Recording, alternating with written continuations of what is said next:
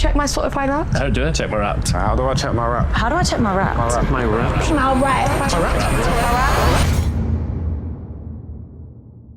En décembre 2025, 250 millions de personnes ont ouvert leur Spotify Wrapped en moins de 4 jours et 150 millions de partages ont suivi dans la foulée. 150 millions de gens qui publient volontairement la liste de ce qu'ils ont écouté cette année, comme si leur top 5 était une carte d'identité. Sauf que quand on regarde ces mêmes données d'écoute avec un œil sociologique, on ne trouve pas des individus uniques avec des goûts singuliers.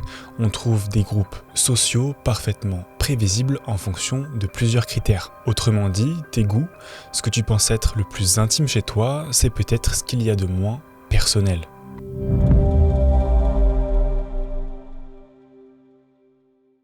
Pour comprendre pourquoi, il faut remonter à un bouquin de 1979. Pierre Bourdieu, sociologue français, publie La Distinction, une enquête menée dans les années 60 auprès de milliers de Français. Et sa conclusion à l'époque, elle fait l'effet d'une claque. Le goût n'est pas une qualité innée. C'est un marqueur social.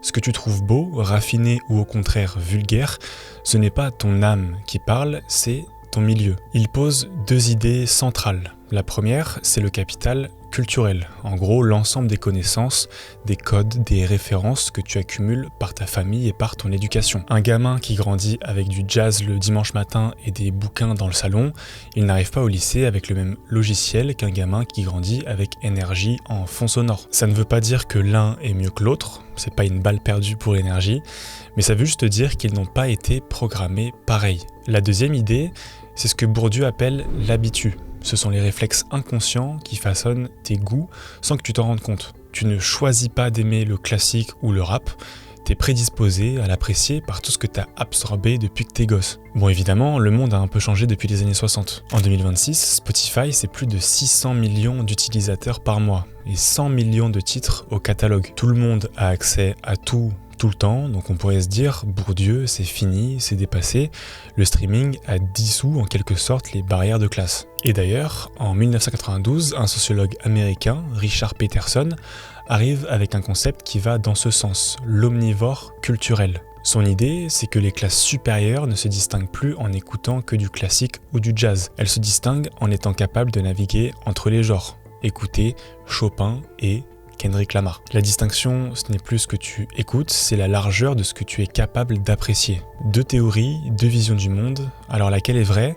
Et est-ce que le streaming a vraiment libéré nos goûts, ou est-ce qu'il a juste rendu les mécanismes de distinction plus visibles? Le goût se forme avant que tu ne le saches. On va commencer par un truc qui va peut-être te déranger. Lorsqu'on croise les données Spotify de millions d'utilisateurs avec les classements Billboard de 1960 à 2000, on tombe sur un schéma assez dingue. La période la plus déterminante pour les goûts musicaux d'un homme, c'est entre 13 et 16 ans, avec un pic à 14 ans. Pour les femmes, c'est entre 11 et 14 ans. En clair, le morceau préféré d'un mec de 38 ans, statistiquement, c'est un titre sorti quand il avait 14 ans. Par exemple, Creep de Radiohead, sorti en 1993, c'est le 4e morceau le plus écouté chez les hommes de 38 ans en 2018, donc des mecs qui avaient 13 ans à sa sortie. Chez les hommes nés 10 ans avant ou après, le titre n'apparaît même pas dans leur top 100. Ce que ça veut dire, c'est que le goût musical, c'est pas un processus de découverte continue où t'affines tes préférences au fil du temps. C'est une empreinte, et cette empreinte, elle se forme dans un contexte social très précis. Ta famille, ton quartier, tes potes de collège. On sait aussi que les hormones de la puberté amplifient l'impact émotionnel de la musique. Tout ce que t'écoutes à 14 ans te semble plus important, plus vibrant et plus vrai que ce que tu découvriras à 30. Donc quand tu dis j'aime le rock indé parce que c'est ma sensibilité profonde, en vrai il y a de très fortes chances que t'aimes le rock indé parce que t'avais 14 ans dans un milieu où le rock indé circulait. C'est pas ta sensibilité, c'est ton environnement. Tes goûts musicaux sont géographiquement explicables. Quand on croise les préférences musicales de 120 000 Américains répartis dans 95 zones métropolitaines avec leurs données socio-économiques, le tableau est assez net. Dans les grandes villes à haut revenu denses avec beaucoup de diversité ethnique, les gens écoutent du jazz, de l'électro et du R&B expérimental. Dans les zones rurales à faible revenu, moins éduquées, plus homogènes, c'est plus country, rock et metal. Encore une fois, ce n'est pas un jugement de valeur. Personne ne dit que la country est inférieure au jazz. C'est juste une corrélation statistique. Et elle colle parfaitement avec ce que Bourdieu disait il y a 60 ans. Le goût musical s'aligne avec le revenu, l'éducation et la profession. Ce qui a changé, c'est les catégories. Le classique n'est plus la ligne de démarcation entre riches et pauvres. Aujourd'hui, la distinction, elle opère entre ceux qui écoutent du jazz néo-soul d'artistes de niche et ceux qui écoutent de la country mainstream. Le contenu a changé, le mécanisme, lui, est resté exactement le même. La citation « j'écoute de tout », c'est le plus gros marqueur de classe qui existe. Peterson a raison sur un point avec son idée d'omnivore culturel. Les classes supérieures écoutent effectivement plus de genres différents. Mais, et c'est là que ça devient intéressant, quand on regarde les données de plus près, un paradoxe apparaît. L'effet du niveau d'éducation de tes parents sur tes goûts musicaux est plus fort que l'effet de ta propre éducation. En gros, tu peux faire Polytechnique, si tes parents étaient ouvriers par exemple, tes goûts musicaux porteront quand même l'empreinte de ton milieu d'origine et pas de ta trajectoire de vie. Et c'est là que la théorie de l'omnivore se retourne sur elle-même. Dire « j'écoute de tout », ce n'est pas un signe d'ouverture naturelle. C'est en soi un marqueur de classe, parce que seuls ceux qui ont assez de capital culturel pour identifier les codes de chaque genre peuvent prétendre les apprécier tous. Écouter du reggaeton en soirée quand t'as grandi dans le 7e arrondissement de Paris, c'est pas la même chose qu'écouter du reggaeton quand t'as grandi avec. Dans un cas, c'est une sorte d'exotisme culturel, dans l'autre, c'est un rapport organique à un genre. La posture est radicalement différente, même si la playlist est identique. Et d'ailleurs, on constate qu'écouter de tout ne reflète pas forcément une ouverture d'esprit. Ça reflète surtout le fait que les genres populaires ont perdu leur identité de classe. Quand le rap était un marqueur exclusif des classes populaires noires américaines, les classes supérieures le rejetaient. Mais maintenant que le rap représente 25% du streaming audio aux États-Unis, la distance sociale s'est effacée. Le rejet d'un genre n'a de valeur distinctive que si ce genre est socialement marqué. Alors quand tout le monde écoute du rap, le rejeter ne dit plus rien de toi. L'algorithme est le nouvel habitu. On a parlé de Bourdieu et de l'habitu, ce système de réflexe inconscient qui oriente tes préférences sans que tu les saches. Eh bien, en 2026, il existe un mécanisme technologique qui fait exactement la même chose, l'algorithme de recommandation des plateformes audio. On le voit clairement. Les algorithmes de recommandation renforcent les préférences existantes des utilisateurs. Ils créent ce qu'on appelle des bulles de filtre musical.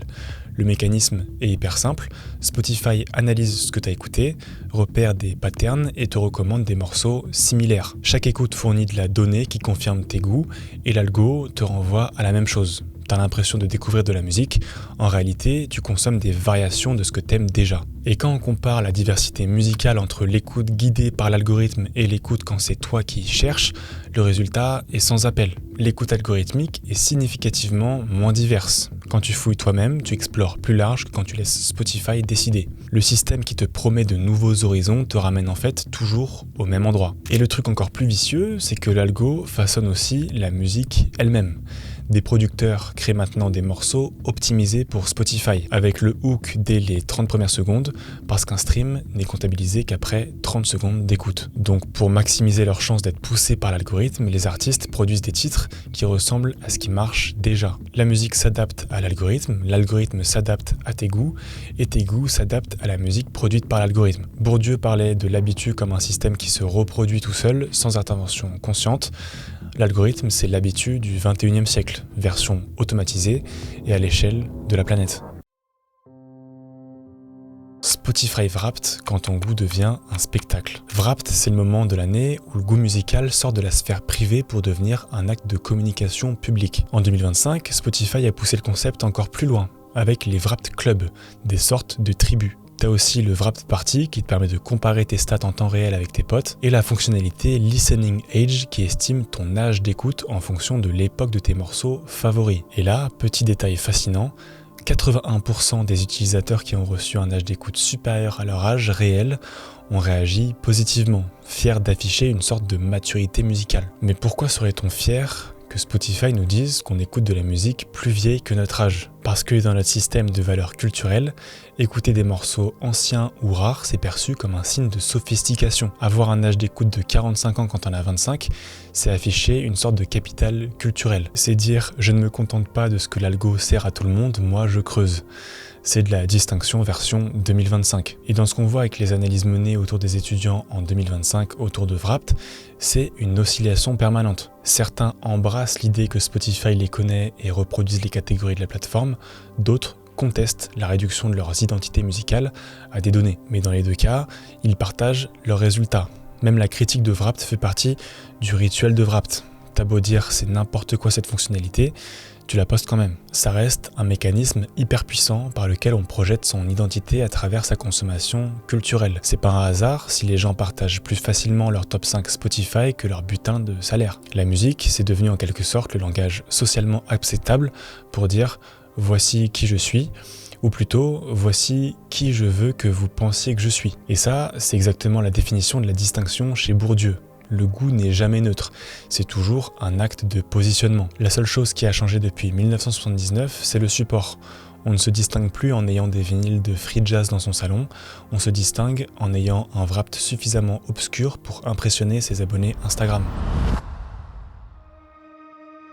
Pourquoi on a besoin de croire que nos goûts sont les nôtres? Si le goût musical est socialement déterminé, pourquoi est-ce qu'on tient autant à l'idée qu'il est personnel? On a vu que le noyau dur de tes goûts, les artistes, les morceaux, les sonorités qui te définissent se fixent à l'adolescence. Mais la manière dont tu consommes de la musique évolue avec l'âge. Et cette évolution aussi est prévisible. Quand on suit 250 000 personnes sur 10 ans, on voit que le registre émotionnel de l'écoute change en fonction des défis de vie de chaque tranche d'âge. Ado, t'écoutes du XXXTentacion, du Playboi Carti pour construire ton autonomie et te démarquer de tes parents. Début de l'âge adulte, du Frank Ocean, du Daniel César, de la musique qui accompagne les nuits et les relations. Plus tard, du Adele, du Céline Dion, des trucs que t'aurais trouvé chiants à 17 ans. T'as l'impression que tes goûts évoluent avec toi, que ta playlist reflète ta croissance personnelle, sauf que ce parcours, la majorité des gens le traversent exactement au même moment. Évidemment, ça fait mal. On préfère croire que notre playlist reflète notre état d'âme unique. On y tient à cette croyance parce qu'elle nous donne l'impression d'être les auteurs de notre propre vie. Si ma musique, c'est moi, alors j'existe en tant qu'individu singulier. Par contre, si ma musique c'est le produit de mon code postal, de mon éducation, de mes parents et d'un algorithme, alors je suis juste un produit de mon environnement. Bon, dire que le goût musical est entièrement déterminé, ce serait aussi faux que de dire qu'il est entièrement libre. Ce que Bourdieu, les données Spotify et les neurosciences nous montrent, c'est que l'espace dans lequel nos préférences se forment est beaucoup plus étroit qu'on ne le croit. On choisit, oui, mais à l'intérieur d'un menu que notre milieu social a déjà composé pour nous. J'ai pris l'exemple des goûts musicaux. Mais cette question dépasse largement la musique. Parce que si tes goûts musicaux sont façonnés par ton environnement socio-économique, qu'en est-il de tes goûts politiques, de tes opinions sur l'art, la cuisine, les vêtements, de ta vision de ce qui est beau et de ce qui ne l'est pas? Bourdieu, lui, ne voyait aucune frontière entre ces domaines. Pour lui, c'est le même fondement qui te fait aimer le jazz, la déco mid-century, voter au centre et aller à l'église le dimanche. Pas par nature, mais par construction sociale. La vraie question, au fond, c'est pas est-ce que mes goûts sont les miens, c'est est-ce que je suis prêt à regarder honnêtement d'où ils viennent. Alors la prochaine fois que tu vas sur Spotify et que tu lances un morceau en pensant « tiens, j'ai envie de ça », demande-toi, est-ce que c'est toi qui as envie ou est-ce que c'est tout ce qui t'a construit qui a envie à ta place? Si t'as un début de réponse ou si t'es absolument pas d'accord avec tout ce que je viens de dire, dis-le moi en commentaire. Dans les deux cas, je t'invite à t'abonner et à aimer et booster la vidéo. Et je te dis à la prochaine. Salut!